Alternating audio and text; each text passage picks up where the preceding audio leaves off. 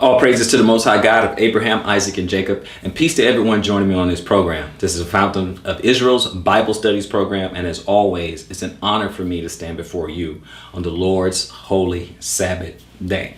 Now with that, I'm going to go ahead and give you the title of the lesson, which is Thoroughly Furnished Unto Good Works. Let me say that again. Thoroughly Furnished Unto Good Works. Now I did this lesson before, probably about a year ago or so, but I wanted to go ahead and redo it. I wanted to do it because a lot of times we get lost in what we should be doing, why we're here, what's our purpose, and what should we be doing in times such as these. So I wanted to go ahead and revisit this again for us to kind of remind us of what we're here for and our purpose, because we are created to be furnished unto good works. That's how we're prepared. That's how we're made, right? And we know, if you've been watching the ministry for any length of time, you know what those good works are. But I just want us to put our purpose in front of us, right? So with that, let me go ahead and begin in Matthew chapter 5, right? Let's go to Matthew 5. And when we get to 5, I'm going to start reading at 13. We're going to read 13 through 16. And it says here, you are the salt of the earth, but if the salt have lost its savor, wherewith shall it be salted? It is thenceforth good for nothing, but to be cast out and to be trodden under foot of men, right? So it's like, it's basically saying, what good are you, right? You're supposed to be the salt of the earth. We're supposed to be showing people the way, right? And if we're not doing that, if we're not living it, practicing, preaching it, teaching it, and all that, then what are we here for, right? And you are the light of the world. A city that is set on a hill cannot be hid. Neither do men light a candle and put it under a bushel, but on a candlestick, and it giveth light unto all that are in the house. Let your light so shine before men that they may see your good works and glory your Father which is in heaven, right? So right there, it tells us what we should be doing, right? So let your light shine, that your glory, may be known, right? It doesn't mean you need to show out and you need to go and parade in front of people and show people how holy you are, right? I'm holier than thou. Look at me. Oh, I got this. No, you just do it. You just live it, right? So it's the same. If a sister, she is dressed in modest apparel, she don't have to say anything. She has her head covering and stuff if she chooses, to do that. On a single lady, if a husband, wants her head covered, then okay, you have that worked. But still, you're just living it. You're just doing it, right? Some guys, they walk around, they have their little teetsies, they have tassels and something. Sometimes they don't, okay? It just depends, right? But what I'm saying is that you do those type of things, right? That is letting your light shine, right? You're avoiding unclean foods. That's letting your light shine. You're out and everybody else doing their thing and ordering you get clean food, right? You stay away from those things that are bad, right? You observing, these feast days and these Sabbaths and things like that. Those are the works. Those are the works. That's you letting your light shine. Most of it, you don't even have to say. Most of it is just your actions, right? Most of it is your works, right? Most of it is that. So that's what we're furnished for, right? So we're going to go to Deuteronomy chapter 4. Deuteronomy chapter 4. Okay, and we're going to do Deuteronomy chapter 4. Let's do 5 through 9. Okay. It says, behold, I have taught you my statutes and my judgments, even as the Lord my God commanded me, that ye should do so in the land whither ye go to possess it. Keep therefore and do them, for this is your wisdom and your understanding in the sight of the nations, which shall hear all these statutes and say, surely this great nation is a wise and understanding people. For what nation is there so great, who had God so nigh unto them, as the Lord our God is, in all things that we call upon him for? And what nation is there so great that has statutes and judgments so righteous as all this law, which I set before you this day? Only take heed to thyself and keep thy soul diligently, lest thou forget the things which thine eyes have seen, and lest thou depart from thy heart all the days of thy life. But teach them thy sons and thy sons' sons. Okay, so now we have an idea of what those good works are, right? So I like to go back so you can go from the beginning, right? You go right to the beginning. What are the good works? Because a lot of times we get to the New Testament and people forget what good works are. They don't even know what they are, right? So that righteousness is that good works. And a lot of times it goes without saying. You just do it, right? You don't have to say anything. You don't have to get anybody's face. You don't have to do any of that. Some occasions that it calls for that, right? Some occasions you may have to correct somebody, or if someone asks you a question, you answer it and stuff like that. But I'm just saying, most of it is just you doing it. Most of it is just you living it, right? So Leviticus 19. Okay, we're still in Torah, so let's go Leviticus 19.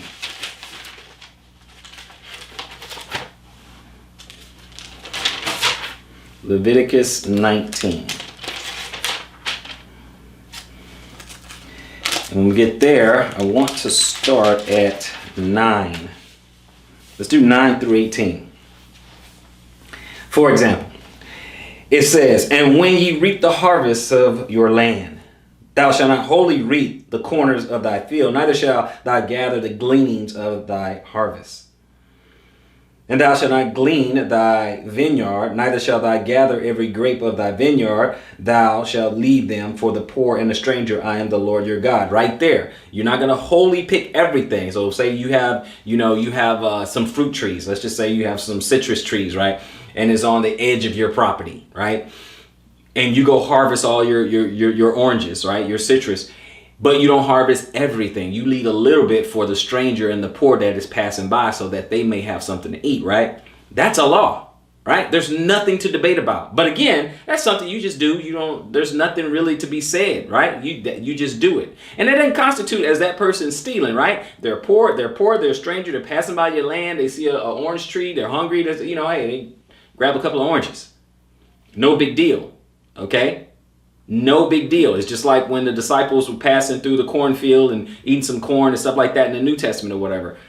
That's the law, okay? Hospitality is one of the laws, believe it or not. 11.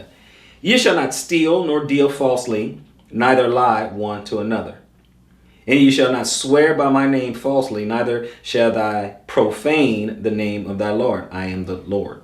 Thy God, I am the Lord. Thou shalt not defraud thy neighbor, neither rob him. The wages of him that is hired shall not abide with thee all night until the morning." Meaning you pay someone that day. That's kind of like a lot of the side hustles that go on right now, where you can get paid out daily. Technically, that's how you're supposed to get paid, right? Technically. 14. "Thou shalt not curse the deaf, nor put a stumbling block before the blind," right? You're not going to take advantage of them, right? "But shall fear thy God. I am the Lord.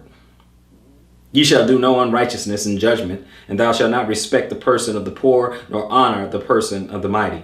But in righteousness shall thou judge thy neighbor," right? It didn't matter, rich, poor, fair is fair, right is right.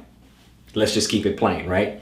And then 16, "Thou shalt not go up and down as a talebearer among thy people, neither shall thou stand against the blood of thy neighbor. I am the Lord." Okay, so a talebearer, rumors, gossip. Okay, rumors and gossip. A lot of times why I stay away from a number of people because of that, rumors and gossip. They rather do that than go straight to the source to see what's going on. They rather just make up rumors and run with narratives, right? So we kind of stay away. But again, when you're around someone, these are the things you're supposed to do. You're not supposed to defraud them. You don't rob them. You don't put a stumbling block in front of the blind, make fun of the deaf. All these, look how you treat one. These are good works. I'm showing you what good works are. I'm showing you what good works are right now. Okay, you're getting it. How we treat one another. That is good works. That is looked at. Okay, if you're not going to be judged on these things, if these things doesn't matter, why would he put it in his law? Why would the Most High put it in his law if it doesn't matter how we treat one another, right? If it just doesn't matter. Okay, so let's keep going. Okay, 1 Samuel. 1 Samuel. Okay, chapter 12, 1 Samuel 12, and first 5 verses.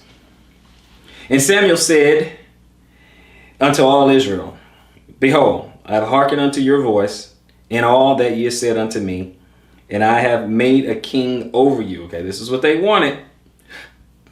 I have made a king over you.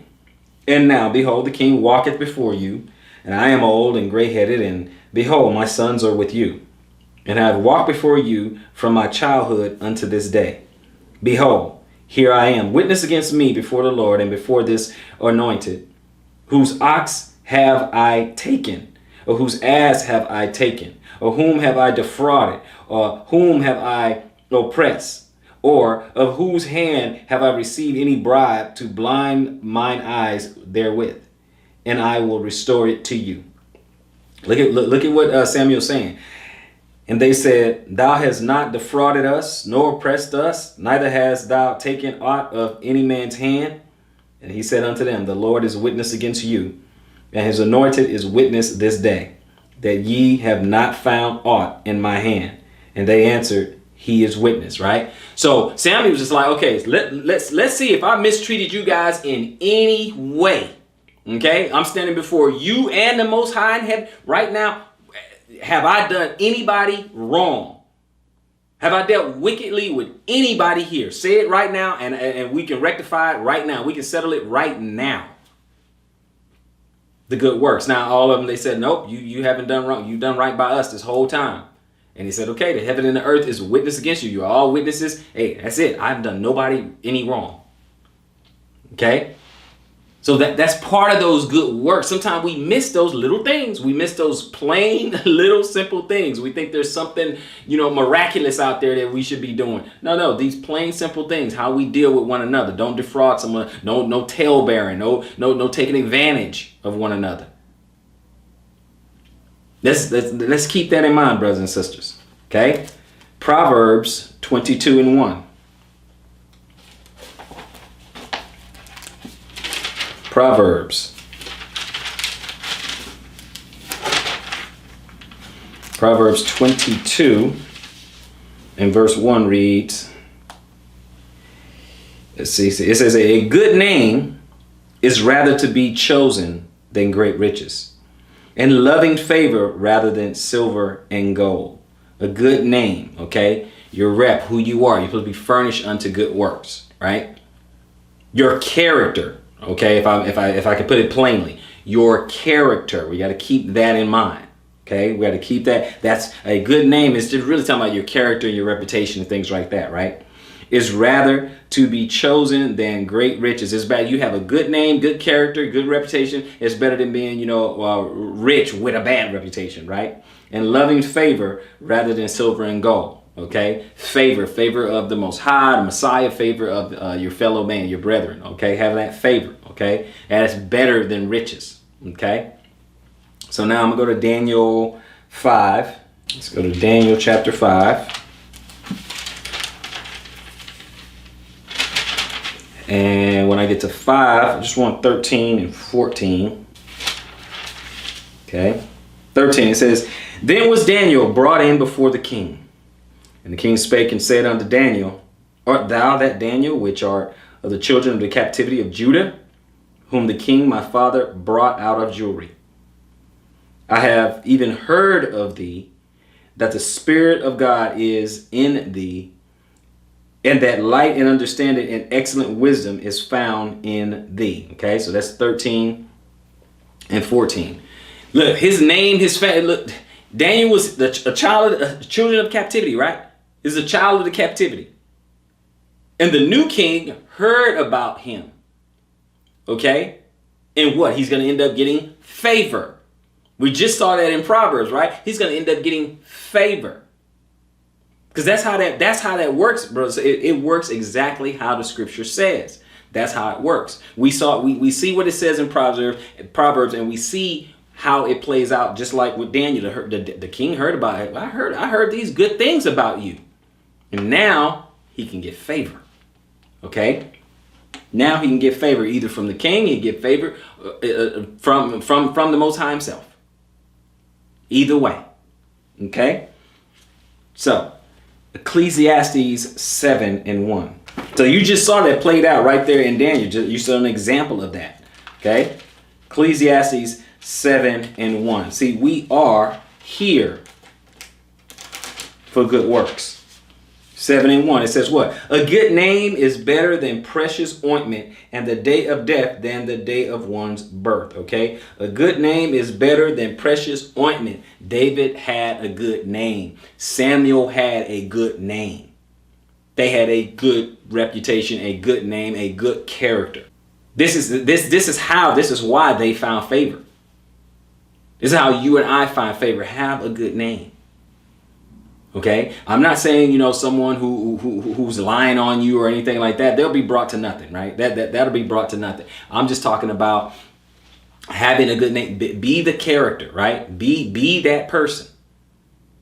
Be righteous. You're not doing it for other people, but the result would be that people will see your character. They'll see that you'll have a good name. Say, okay, no, this is a good dude. This is a righteous brother. Okay, this is a righteous sister. That's it.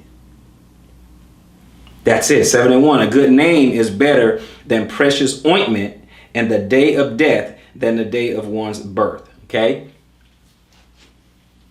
Because death, if you're righteous, means you're heading into the kingdom.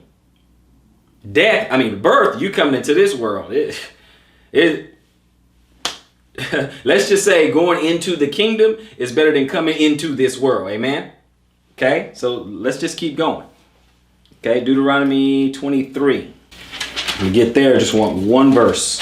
Deuteronomy 23:17, which reads, There shall be no whore or a daughter of the daughter of Israel, nor a sodomite of the sons of Israel. Okay, so again, good works. Okay, Israelite women should not be whores, according to the Bible. Higher standard. Most High have a higher standard for his people. And no sodomite of the sons of Israel. Higher standard. That's part of the good work. See, sometimes you are practicing good work if you're just walking in righteousness, just doing what is righteous, right? That's it. A lot of this should be just on autopilot. Right? That's my whole point. A lot of it should be on autopilot. Sometimes we make it so super hard. We make it so super hard. A lot of this should just simply be on autopilot. Keep that in mind, brothers and sisters. Don't overwhelm yourself. Don't do that. Don't overwhelm yourself. You just practice it every single day. Very simple. Live righteously every single day. And it gets easier and easier and easier. You're walking on to perfection. Doing way more righteousness than sin and wickedness. Your righteousness should be out as you grow and get more mature. Your righteousness should be outweighing the wickedness, the sin, the stumbling. It should be outweighing it over time. And it's between you and the Messiah. Let's keep this going. James 2. James has a lot to say about this. So we're going to go ahead and take a look at what James has to say about this whole thing, right? So James 2, and we're going to start at 1. Okay, we're going to start at 1. James 2, we're going to start at 1, and we'll stop at 13. And it says, My brethren, have not the faith of our Lord Jesus Christ, the Lord of glory, with respect of persons. For if there come unto your assembly a man with a gold ring in goodly apparel, and there come in also a poor man in vile raiment. Okay, rich guy and a poor guy, right? And ye have respect to him that wear the gay clothing, and say unto him, sit thou here in a good place, and say to the poor, stand thou there, or sit here under my footstool, right? Okay, give him preferential treatment, right? 4. Are ye not then partial in yourselves, and are become judges of evil thoughts? Hearken, my beloved brethren, hath not God chosen the poor of this world, rich in faith, and heirs of the kingdom, which he has promised to them that love him? But ye have despised the poor, and do not rich men oppress you and draw you before the judgment seats? Do not they blaspheme that worthy name by the which ye are called? If ye fulfill the royal law according to the scriptures, thou shalt love thy neighbor as thyself, ye do well. But if ye have respect to persons, ye commit sin, and are convinced of the law as transgressors, meaning you are convicted as transgressors. For whosoever shall keep the whole law and yet offend in one point, he is guilty of all. For that he said, do not commit adultery, said also, do not kill. Now if thou commit no adultery, yet if thou kill, thou art become a transgressor of the law. So speak ye, and so do, as they that shall be judged by the law of liberty. For he shall have judgment without mercy, that has showed no mercy, and mercy rejoiceth against judgment. I want that to sink in a little bit, because James is talking about, us, picking and choosing and giving preferential treatment to people and stuff. He used that example, the rich person, he has a name, it's important, and you just give him, hey, you come sit over here, prime seat, and all that, preferential treatment. The poor person, you thumb your nose at them and tell them, yeah, sit over there, find a spot. Right there, you're judging who's wicked, who's righteous, right? You're judging on the outside. You judge, he has a nice haircut, and shoes looking nice. Everything is, he has swag, right? You're judging him based on that, and then you're judging the poor person based on what he's having, and now you're judging the thoughts, the evil. Don't be a respecter of persons in that regard. Again, if you can manage to do that, you're doing good works. If you can manage that, you're doing good works. Okay? So let's go on over to Exodus 22:1. Just give you an example of the good works. Just giving you an example of the good works, so you don't have to wonder after this. You don't have to wonder, well, what should we do? Well, you're getting it right now. Okay? Exodus 22. Exodus 22:21. It says, thou shalt neither vex a stranger nor oppress him, for ye were strangers in the land of Egypt. Well, we have some brothers and sisters who do that immediately. They will give a stranger the business because they have this hate and this disdain in their heart for them, thinking about what our ancestors went through and thinking about what the stranger's ancestors did to us, right?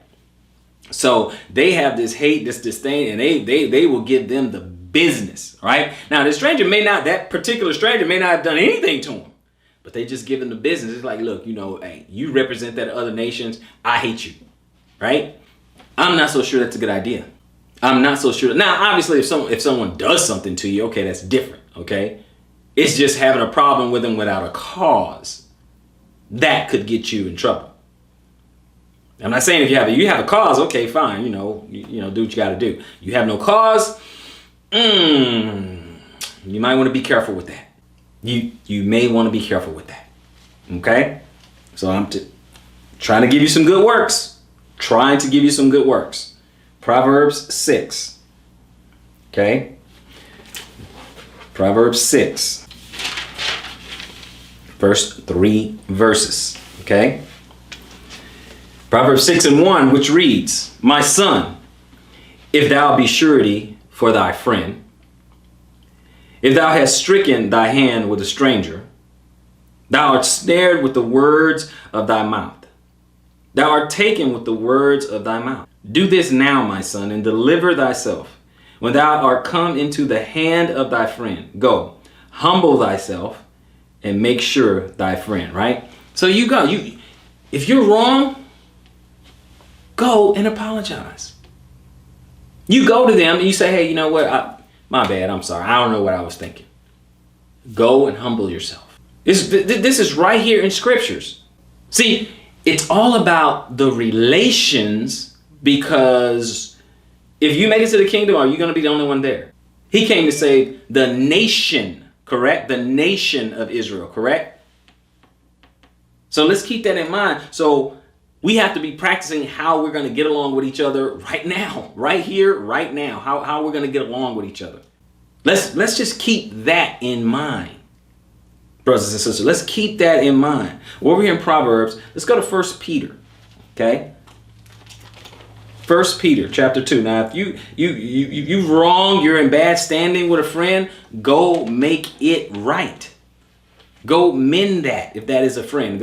If that's a true friend, or you call yourself a true friend, go mend it, make it right. Hey, my bad. That's it.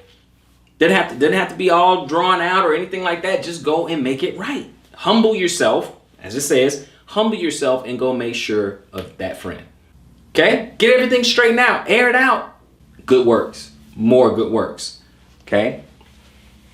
First Peter chapter 2. And we're going to do 11 through 17. Dearly beloved, I beseech you as strangers and pilgrims, abstain from fleshly lusts, which war against the soul. Having your conversation honest among the Gentiles, that whereas they speak against you as evildoers, they may by your good works, again, we're talking about good works, which they shall behold, they're watching you, your behavior, glorify God in the day of visitation. Submit yourselves to every ordinance of man for the Lord's sake, whether it be to the king as supreme, or unto governors, as unto them that are sent by him for the punishment of evildoers, and for the praise of them that do well. Okay, we're in this captivity, obey the laws, things like that, right? For so is the will of God, that with well-doing you may put to silence the ignorance of foolish men, as free and not using your liberty for a cloak of maliciousness, but as the servants of God. Honor all men, love the brotherhood, fear God, and honor the king. Okay, so there you go. At least have some respect. We're in this land. We're in this captivity. Live in as much peace as you possibly can, because what's going on is ordained by God. What's going on right now is ordained. Why? Because you were ordained to be in captivity because of what you've done. Well, because of what our ancestors done and what we have done and what you have done up until the time you woke up. Okay, so this is all ordained. So this is how it's going to be. I understand you don't like your oppressor. I get it. But let's just stick with the scriptures. I understand. I assure you I understand. But let's just stick to the scriptures. Okay? Now, like I said in 16 and 17, as free and not using your liberty for a cloak of maliciousness, but as the servants of God. Honor all men, love the brotherhood, fear God, honor the king. You made it real simple. Just honor. Just honor. You may not like who's in charge and all that. I get it. I say that because we're rebellious by nature. It's what we do, right? It's just in our DNA. It's just in our makeup. But if at all possible, let's just keep that in mind. Okay? Now, let's go to Ephesians chapter 4. Ephesians chapter 4. And I'm going to start at 29, which reads, we're going to go 29 to 32, which reads, let no corrupt communication proceed out of your mouth, but that which is good to the use of edifying, that it may minister grace unto the hearers. Okay, and then we're going to go ahead and skip down to 31 and 32. Let all bitterness and wrath and anger and clamor and evil speaking be put away from you with all malice. And be ye kind one to another, tenderhearted, forgiving one another, even as God for Christ's sake has forgiven you. See, they ask us to do some hard things. Hard things. Why? Because that same level of forgiveness that we have to give to other people is the same level he's actually have to look at to us, right? Because sometimes we think we're just a little over righteous, right? But we all need some level of forgiveness, do we not? We get a little over righteous and we need some forgiveness. We forget we need some forgiveness. And sometimes we think, oh, our sin, our little transgression it's minor. It's not that big a deal. Sometimes we think our stuff, the stuff we got to deal with, is not as big a deal as somebody else's. Oh, I'm a little messed up. I messed up a little bit. I have some little sins. But the other person, the other brother, the other sister, they got big sins. I am more righteous than they are. Sometimes we have to check ourselves. We have to be real careful of that. Real careful of that. Our righteousness is not even on par with the apostles and the prophets. And we've seen some where they messed up. And yet our righteousness is still not on par with theirs. At least we should humble ourselves, because at the very least, he resists the proud. At the very least, he resists the proud. So he ain't gonna have nothing to do with someone who is over righteous, who is just holier than thou. Although we are called to be holy, but at the same time, we ought not think too much of ourselves. We shouldn't think that much of it, not that much. I shouldn't get up here, even I'm teaching the Bible, I'm giving instruction. I still shouldn't think that, well, I'm better than you. I'm better than you because, well, I'm on this side of the camera, so I'm better than you. No, I teach, you're my brother, you're my sister, okay? I may have went a little bit further into the Bible, and so I am guiding you to show you the way. Okay, look, hey, this is what I found. Check it out. Let me be better, just make me a teacher, makes me a guide, that's it. So it's not a matter of better. The only better is you being better than you used to be. That's the better. That's your competition. That's who you compare yourself to. You. So that you know you're doing well if you are better than you used to be. It's not about you being better than someone else. It's about you being better than you used to be. Keep that in mind, brothers and sisters. Okay? We're in Ephesians, and we read that, so we want to go on over to this. That's a bad note right here. So let's see. Is that Daniel 4? I'm gonna take a chance. I had some bad handwriting right there, brothers and sisters. So I'm gonna see if that's what I wrote down in my notes. Let me see if that's what I wrote down. Daniel 4, and let's see here. 4:18 through 28. Oh, okay. Well, I guess just when they need to humble themselves, right? So I was talking about being humble, so I guess this is apropos right here. So Daniel 4:18 through 28. So 18, it says, "This dream I, King Nebuchadnezzar, have seen. Now thou, O Belteshazzar, declare the interpretation thereof, forasmuch as all the wise men of my kingdom are not able to make known unto me the interpretation, but thou art able. For the spirit of the holy gods is in thee." Then Daniel, whose name was Belteshazzar, because you know how they like to change our name, Belteshazzar was astonished for 1 hour, right? So he was in deep thought, and his thoughts troubled him, okay? So he was in deep thought for an hour. The king spake and said, "Belteshazzar, let not the dream or the interpretation thereof trouble thee." So don't be scared to tell me the truth. Just tell me the truth. Belteshazzar answered and said, "My lord, the dream be to them that hate thee, and the interpretation thereof to thy enemies. The tree that thou sawest, which grew and was strong, whose height reached unto the heavens, and the sight thereof of all the earth, whose leaves were fair, and the fruit thereof much, and in it was meat for all, under which the beasts of the field dwelt, and upon whose branches the fowls of the heaven had their habitation. It is thou, O king, that art grown and become strong. For thy greatness is grown and reached unto heaven, and thy dominion to the end of the earth." Okay, so I'm gonna keep going, I'm gonna go up to 28. "And whereas the king saw a watcher and an holy one coming down from heaven, and saying, Hew the tree down and destroy it, yet leave a stump of the root thereof in the earth, even with a band of iron and brass, and in the tender grass of the field. And let it be wet with the dew of heaven, and let its portion be with the beasts of the field until 7 times pass over him." Okay, so 7 years, right?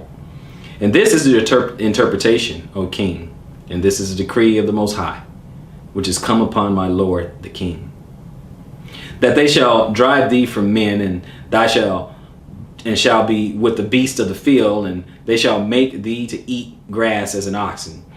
And they shall wet thee with the dew of heaven, and 7 times shall pass over thee, until thou know that the Most High ruleth in the kingdom of men, and giveth to whosoever he will. And whereas they commanded to leave the stump of the tree roots, the kingdom shall be sure unto thee. After that thou shalt have known that the heavens do rule.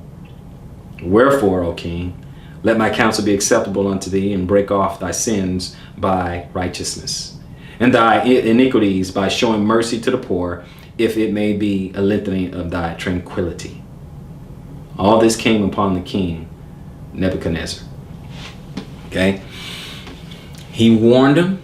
He said, go ahead and humble yourselves, because you're going to come to nothing. You are going to be like the oxen, beasts in the field. You're going to be out there for 7 years eating grass. You're going to be like an animal.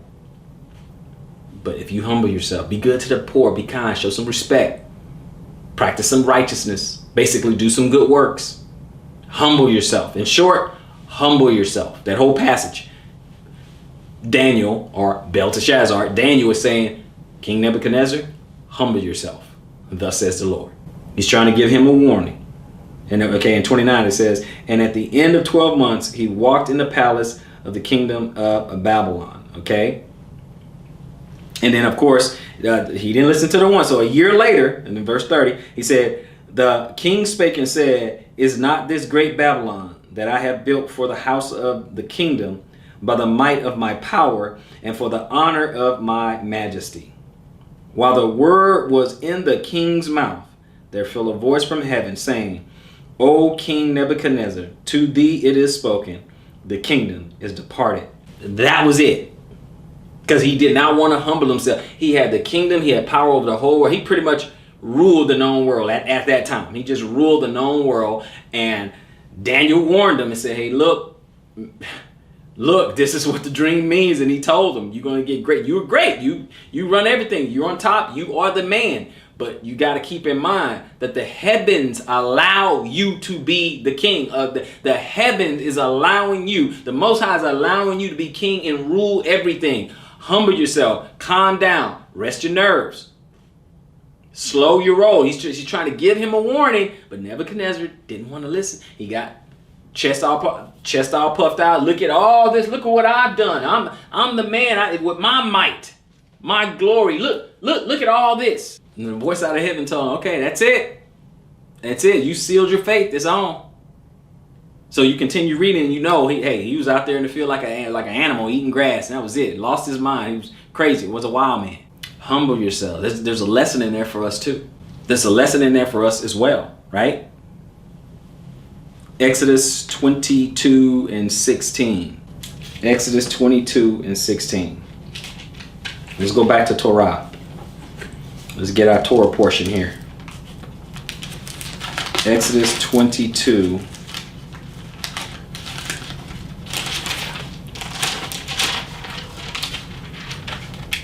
and 16. And if a man entice a maid that is not betrothed, and he lie with her, he shall surely endow her to be his wife. Okay? And we're going to finish that out. And if her father utterly refuses to give her unto him, he shall pay money according to the dowry of virgins. Okay? So, doing a good work. Fellas, talk to you for a minute. You lay with a woman. You lay with a virgin. You lay with a woman who's in her father's house. You lay with a virgin. I'm sticking to scripture. You lay with a virgin and you sleep with her. You need to be trying to marry her, right? Now, you need to go to her father. And if her father utterly refuses, you still pay and she's not your wife. But you still need to do the right thing. You still need to do the right thing. Now, I know there's some people out there, well, what if she don't have a father? And what if she's not a virgin? All that. I'm dealing with, let's just deal with what the scripture is talking about right now. Okay? She's a virgin and she's not engaged. You go make it right. You make her your wife. Okay? She doesn't have a father. She has an uncle or something, some kind of head over her or something like that. You go and you make that right. You make that known that you're not trying to just be with her on the side, or you don't want to mess that up like that. No. You make her, you do the right thing. You make her your wife. That's how we got to look at it, and you make it right. Now her father is in the picture, and he's like, nope, you can't have her. Guess what? You pay the dowry of the virgin, and you can't have her. You can't just take his authority and his right. You can't just usurp it. You go ask. I'm just saying, good works. We're just sticking to the Torah, right? Let's just keep it that way. Deuteronomy 22. Okay. It says, if a man find a damsel that is a virgin, which is not betrothed, and lay hold on her and lie with her, and they be found, then a man that lay with her shall give unto the damsel's fathers 50 shekels of silver, and she shall be his wife, because he has humbled her, and he may not put her away all his days. So we can't just you can't just go bed hopping with daughters of Israel and stuff. One, you don't want to make her a whore. You don't want to do that. Because there's responsibility with that. There's an expectation. There's a responsibility, right? There's no two ways about it. You take her, you take her. She's yours now. You break it, you bought it. She's yours now. Okay? Provided, father doesn't refuse and all that. Depends on the situation. But you take her, you take it. It's your responsibility. So it's just not just no, we cannot do our sisters like you have to put we have to elevate our sisters. We have to elevate our daughters in light of being worthy fellow heirs of respect. They're worthy of respect in that regard, right? I'm not talking about upsetting the protocol or who's in charge. I'm not talking about that. I'm talking about they're worth more than mistreating them. They're worth more than you enticing them or laying with them and then just walking away like nothing ever happened. They deserve a little more respect than that, right? So you really need to be thinking about those type of things when you're dealing with, when you're dealing with the daughters of Zion, when you're dealing with our sisters like that. Have some respect. Give them some respect. This is what I'm saying. Don't treat them like they're a common streetwalker. Don't treat them like that. If they go out and they want to treat themselves like that, let them go and do that, but not you. We're not going to treat you like that. Good works. Do the right thing. It's the only way we're going to elevate. It's the only way we're going to be the salt and the light. The only way we're going to raise the standard. It's the only way. If we keep on treating each other, if our women keep treating treating the brothers like we're nothing, we're no good, we're absentee fathers, we're lazy, we're never going to elevate. If we treat the women like they're nothing, they're just dirt under our shoes, we're never going to elevate, right? Now, don't get me wrong. Again, there's still protocol, there's still protocol. Okay? Father, Christ, husband, wife, children. Okay? You keep the protocol, but I'm just saying, at least put people right where they belong in the order of authority, right? Keep them right where they belong in the order of authority. So we're not going to have that. Look at verse 1, 1 Corinthians 5:1. Look at this. It says, it's reported commonly that there is fornication among you, and such fornication as it is not so much as named among the Gentiles, that one should have his father's wife. It's not even... You cannot do that. Understand, you cannot do that. Now, some people automatically start thinking, oh, well, a dude, being with his mother and all that. No, it may not be his mother. It just may be his father's wife. You cannot, no, forbidden. No, there's nothing to talk about. You cannot do that. That is wicked. That is evil. You can't do that. Period. There's a line you cannot cross. It's wicked. It's evil. You can't do it. Period. Okay? That's end of discussion. Nothing to talk about. Can't do it. Okay? So let's keep more good works. Let's keep these good works going, right? Simple things. Well, we have to check ourselves. That's really what it's all about. Deuteronomy 22:30. Because this is what he's talking about. In 22:30 it says, a man shall not take his father's wife, nor discover his father's skirt. So you cannot take your father's. That's the law. It's wicked. It is evil. Don't do it. But you see how if you just don't do that, just automatically you're practicing righteousness, right? Just doing what you should be doing. It's not that hard. My father's wife is off limits, right? I mean, my father is going to sleep with his fathers right now, but it's on autopilot. Okay, off limits. If my father was alive, off limits. Okay, it's that simple. It's that easy, right? It's that easy. Okay, it really is that simple. Okay, Ephesians 5. Let's keep going. Ephesians 5, and when we get to Ephesians 5, I'm gonna go verse 25. I'm gonna start there. I'm gonna start at verse 25, and it says this: Husbands, love your wives, even as Christ also loved the church and gave himself for it, that he might sanctify and cleanse it with the washing of water by the word, that he might present it to himself a glorious church, not having spot or wrinkle or any such thing, that it should be holy and without blemish. So ought men to love their wives as their own bodies, and he that loveth his wife loveth himself. For no man ever yet hated his own flesh, but nourisheth and cherisheth it, even as the Lord the church. For we are a member of his body, of his flesh, and of his bones. For this cause shall a man leave his father and mother, and shall be joined unto his wife, and they two shall be one flesh. This is the great mystery, but I speak concerning Christ and the church. Nevertheless, let every one of you in particular so love his wife, even as himself, and the wife see that she reverence her husband. Love and respect.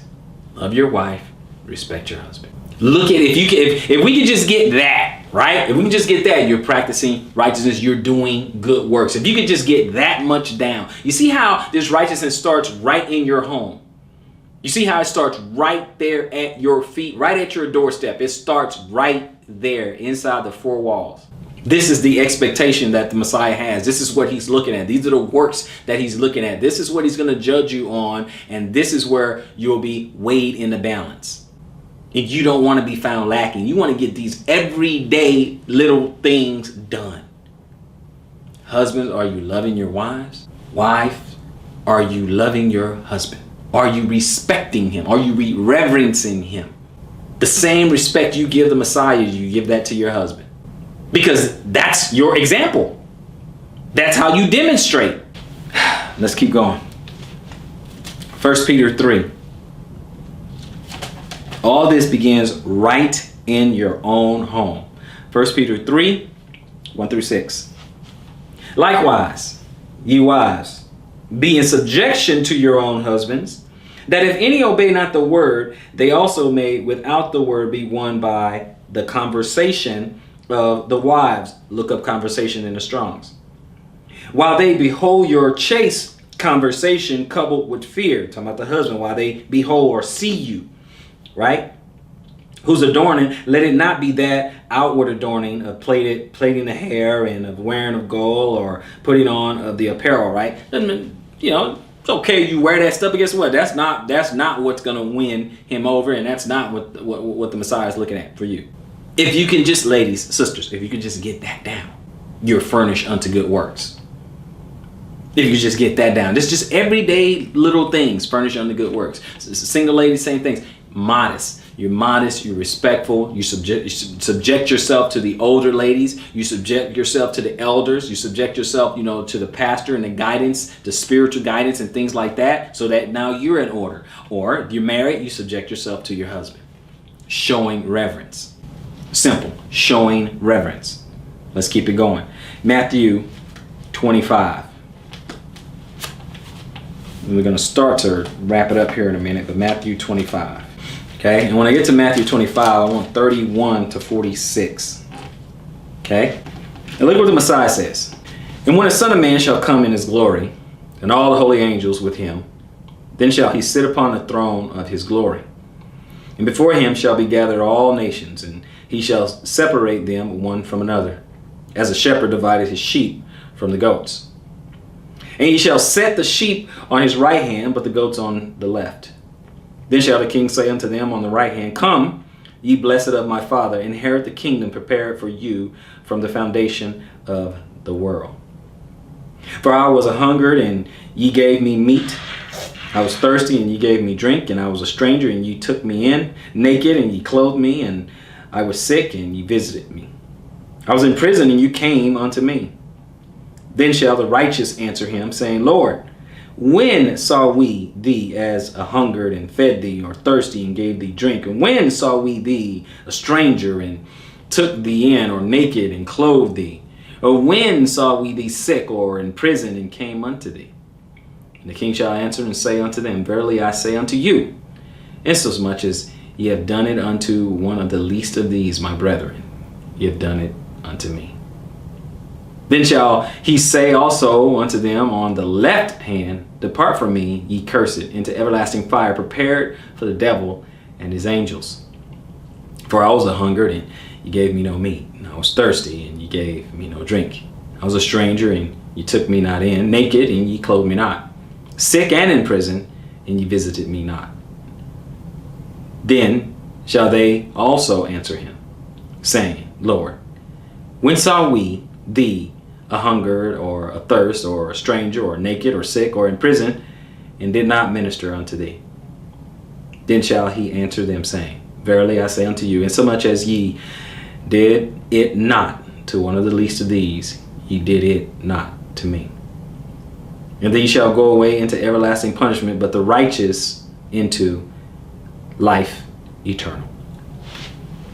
Just how we treat one another. That's it. Just how we interact, how we treat one another. How are we to our brethren? How are we to the stranger? How do we treat our wives? How do we treat our husband? Husband, how do we treat our wives? See, the good works is right under your nose. It's right at your feet. It is nigh unto you. And it's in everyday things that you and I do. Everyday things. Our interaction with one another. So we're in Matthew. Let's go to Luke 3. A few more places. Luke 3. You guys busy? You're okay? You're good? Okay. We still got more. Luke chapter 3. You got nowhere to do. You got nowhere to go. It's the Sabbath, right? You're not going anywhere. Luke chapter 3, 7 through 14. Then he said to the multitude that came forth to be baptized of him, O generation of vipers, who hath warned you to flee from the wrath to come?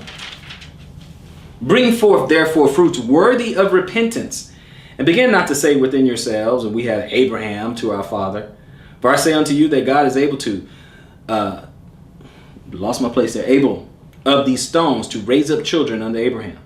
And now also the axe is laid unto the root of the trees. Every tree, therefore, which bringeth not forth good fruit is hewn down and cast into the fire. Listen to what's being said here. And the people asked him, saying, What shall we do then? He answered and said unto them, He that has 2 coats, let him impart to him that has none. And he that has meat, let him do likewise. Then came also publicans to be baptized, and said unto them, Master, what shall we do? And he said unto them, Exact no more than that which is appointed unto you. And the soldiers likewise demanded of him, saying, What shall we do? And he said unto them, Do violence to no man, neither accuse any falsely, and be content with your wages. Look at, brothers and sisters, look at what's, he's answering the question, what can we do, right, to be righteous, to get salvation? What can we do to be right? And he immediately is talking about how we interact and deal with one another. You go back and read that yourself again. Read that again. How we deal with one another. That's what they keep asking. What should I do? What should I do? It's how we deal with one another. Because at this point, we can't do anything directly to the Messiah right now. There's nothing we can do directly, really. Not really. But how we deal with one another corresponds to how we deal with the Messiah. He said it himself. It's not, oh, Pastor Robert, you're saying, no. We just read it. We just read it. Go back over the scriptures we just read. Last 2-3 places. You see what I'm saying? But look, anytime we ask, well, what can we do? What should I be doing? What am I supposed to be doing? What are the good works? What is righteousness? It keeps pointing back to how we deal with one another. It keeps pointing back to that. How do we deal with one another? I hope we're starting to catch on, class. I really do. I hope we're starting to catch on. I got if you don't mind, I got 1, 2, 3, 4 places, right? So let's go ahead and get to it in Romans chapter 12 real quick. 4 places and we'll close out. Romans chapter 12. Are you with me, class? Romans chapter 12. And so I'm going to start at 17. Okay, we're going to do 17 to 21. It says, recompense to no man evil for evil. Provide things honest in the sight of all men. If it be possible, as much as lieth in you, live peaceably with all men, as much as you can, right? Dearly beloved, avenge not yourselves, but rather give place unto wrath. For it is written, vengeance is mine, I will repay, said the Lord. Therefore, if thy enemy hunger, feed him. If he thirst, give him drink.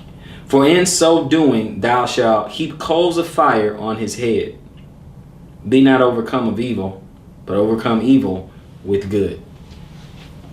Telling us exactly what we should do. What we should do. So this is apostle trying to let us know, giving us advice. Are you going to listen to it? Or are we going to take heed to the advice? Because we keep thinking, oh, it must be something more. It must be something, bigger, something, intangible, something ethereal, something, no. It's how we deal with one another. That's what he's looking at. That's what he's looking at. This is how you know we're thoroughly furnished unto good works. Because these are some things that some of them are very simple. Some of them are a little hard, but that's what we're expected to do. That's the standard. Let's keep going. Colossians 3. Let's go there. Colossians 3. I'm going to start at 12. Right here at 3 and 12 it says, put on therefore, as the elect of God, holy and beloved, bowels of mercy, kindness, humbleness of mind, meekness, long suffering, forbearing one another, forgiving one another. If any man have a quarrel against any, even as Christ forgave you, so also do ye. And above all things put on charity, which is the bond of perfectness. And let the peace of God rule in your hearts, to the which also ye are called in one body. And be ye thankful. And let the word of Christ dwell in you richly in all wisdom, teaching and admonishing one another in psalms and hymns and spiritual songs, singing with grace in your hearts to the Lord. And whatsoever ye do in word or deed, do all in the name of the Lord Jesus, giving thanks to God and the Father by him. Wives, submit yourselves unto your own husbands, as it is fit in the Lord. Husbands, love your wives and be not bitter against them. Children, obey your parents in all things, for this is well pleasing unto the Lord. Fathers, provoke not your children to anger, lest they be discouraged. Servants, obey in all things your masters according to the flesh, not with eye service as men pleasers, but in singleness of heart, fearing God. And whatsoever ye do, do it heartily, as to the Lord and not unto men, knowing that of the Lord ye shall receive the reward of the inheritance. For ye serve the Lord Christ. But he that doeth wrong shall receive for the wrong which he has done, and there is no respect of persons. See, he just bottom lines it for us just like that. It's just bottom line. It's like, look at the things that we're told to do. How we deal with one another, and then we do it as if we're doing it unto God. Husbands, treat your wife right, as if the Messiah is watching, because he is. Wives, reverence your husband as if the Messiah is watching, because he is. Reverence him like you would reverence or respect the Messiah, because he is watching. These are the things that they're looking for. These are the things that they are looking for. Sometimes we worry about way too fantastical, big, crazy. We need to get right. Judgment starts at the house of Israel. We worried about things that are way out of our reach, way out of our control. These things are right here within our reach. These are those good works. Okay, let's go ahead and finish up. Galatians 5, and then we will finish up. Galatians 5, and we'll do 22 and 23. Let's see, Galatians 5, 22 and 23.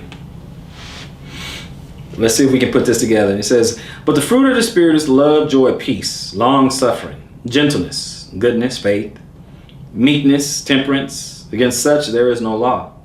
And they that are Christ have crucified the flesh with the affections and lusts. If ye live in the Spirit, let us also walk in the Spirit. And let us not be desirous of vain glory, provoking one another, envying one another, right? Giving us this idea of how we should be, okay? So our last place, we're going to go, just go to the next book, Ephesians, okay, 5. And we're going to finish up 1 through 8.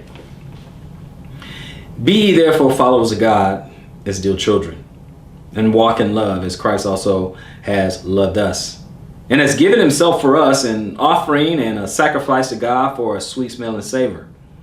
But fornication and all uncleanness or covetousness, let it not be once named among you as becoming saints, neither filthiness, nor foolish talking, nor jesting, which are not convenient, but rather giving of thanks. For this ye know, that no whoremonger, nor unclean person, nor covetous man who is an idolater has any inheritance in the kingdom of Christ and of God. And let no man deceive you with vain words, for because of these things cometh the wrath of God upon the children of disobedience. The children of disobedience.